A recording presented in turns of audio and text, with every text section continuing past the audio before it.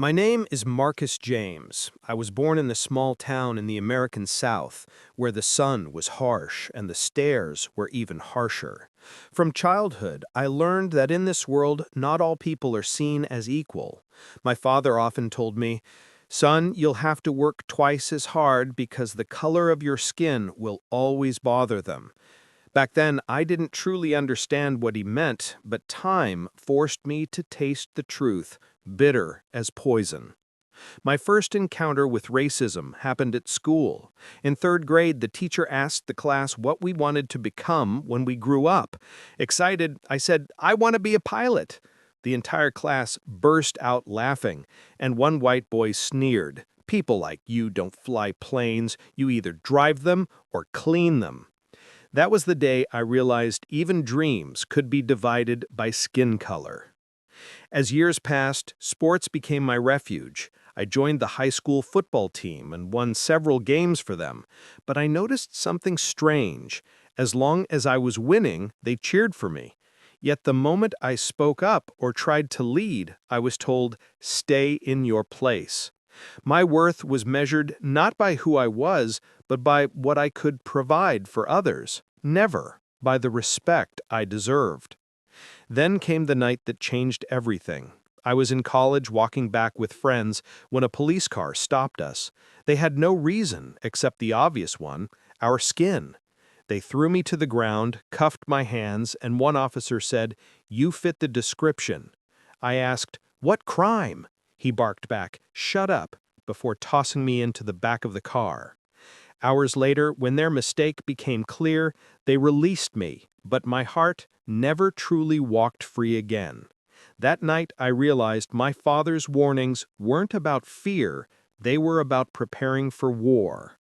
After college, I searched for a job. My degree and grades were excellent.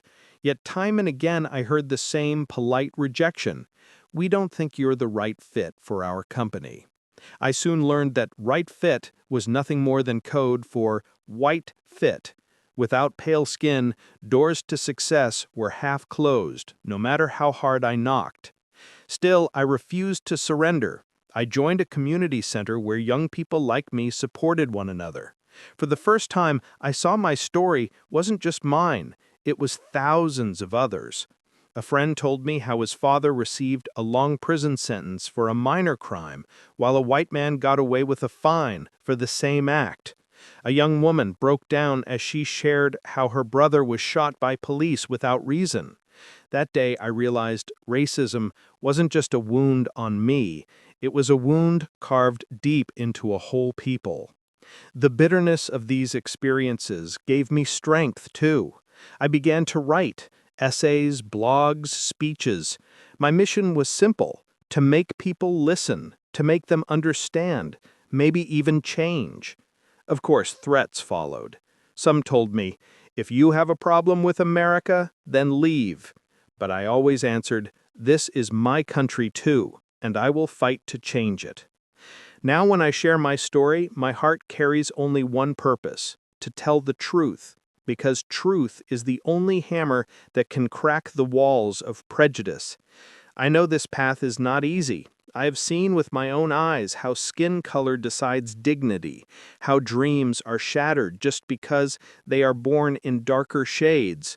But I also know this: if we remain silent, these chains will never break. I am Marcus James, a Black American. My crime is my skin color, but my pride is this: I still dream. I dream of a day when a child says, "I want to be a pilot," and no one laughs. I dream of a day when a police uniform symbolizes safety, not fear. I dream of a day when the word equal lives not only in books, but in the streets as well. And maybe, just maybe, that day will come.